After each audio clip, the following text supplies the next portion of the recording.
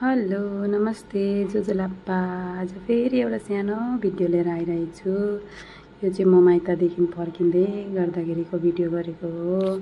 र आजको भिडियोको चाहिँ के छ भन्नाले मैले माइतबाट के ल्याएँ, मेरो मम्मीले के मलाई हालिदिनु भएको छ त्यो सबै देखाउनको लागि। यो चाहिँ टिस्टा ब्रिज हो, सिलगढी जाँदाखेरि भेटिन्छ। आउनु बित्तिकै ड्युटी जोइन गरेको थिएँ, अन्त ड्युटीबाट फर्किँदाखेरिको यो सानो भिडियो। अनि ड्युटीमै एउटा पार्सल पनि आएको थियो मेरो, त्यही पार्सल पनि लिएर जाँदैछु। यो पार्सल पनि देखाउने छु के हो भनेर है। सो जाउँ अब रुमतिर। त्यहाँदेखि रुममा गएर म खोल्नेछु कोसेली,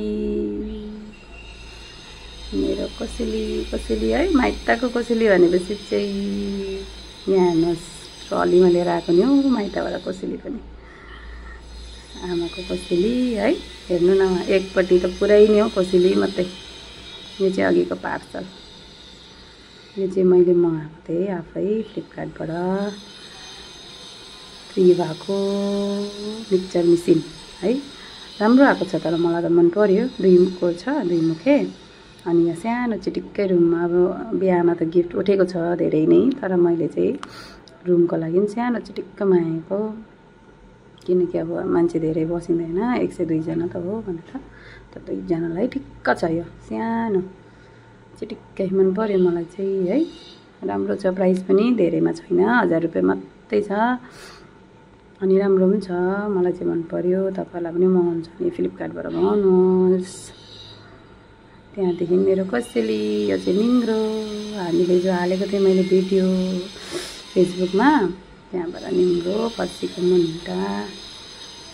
यो चाहिँ घरकै मुन्टा लिएर आएको थिएँ अलिकति। त्यहाँदेखि अब हेर्नुहोस्, म देखाउने छु हजुरलाई के छ।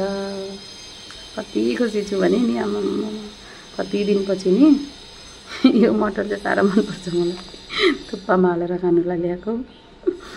प्रिया साबुन यहाँ पाउँदैन सिलगढीमा हो, लुगा धुनुलाई यस्तो राम्रो हुन्छ, मलाई चाहिँ मनपर्छ, त्यसले गर्दा।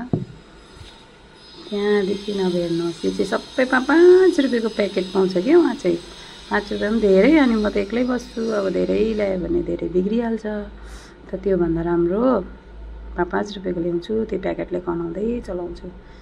त्यहाँदेखि यो हो दाल, घिउ बोडीको आमाले सुकाएर राख्नुभएको थियो, अनि त्यही दाल मैले पनि अलिकति बोकेर आएँ।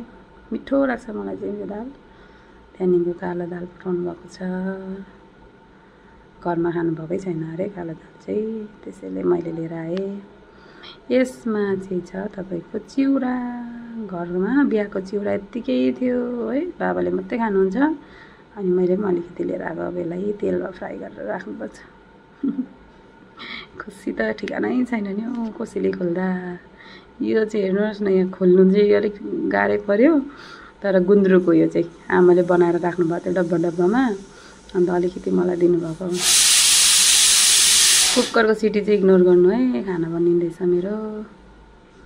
अब चाहिँ छ फर्सी, डल्लै लैजा भन्नुहुँदै थियो। आमामा बेग त सानो भारी थिएन है, कसरी बोक्नु। त्यही पनि मेरो भाउजूको बाबा आमा आउनुभएको थियो सँगै भनेर बोकिदिनु भयो हो। केराको पनि सब्जी खानु भनेर हालिदिनु भएको। त्यहाँबाट छ चामल, अब बिहा गर्दा पनि नगर्दा पनि घरकै चामल खानु पाइरहेको छु मैले हो। ससुराली छेउमा भए पनि आमाले धेरै पठाइदिनुहुन्थ्यो होला, ससुरालीतिर त झन् धेरै छ यस्तो देसी सब्जी, घरकै सब्जी खानु पाएँ है, कस्तो मजा आउँथ्यो। थ्याङ्क यू, सक्यो video. Thank you for watching.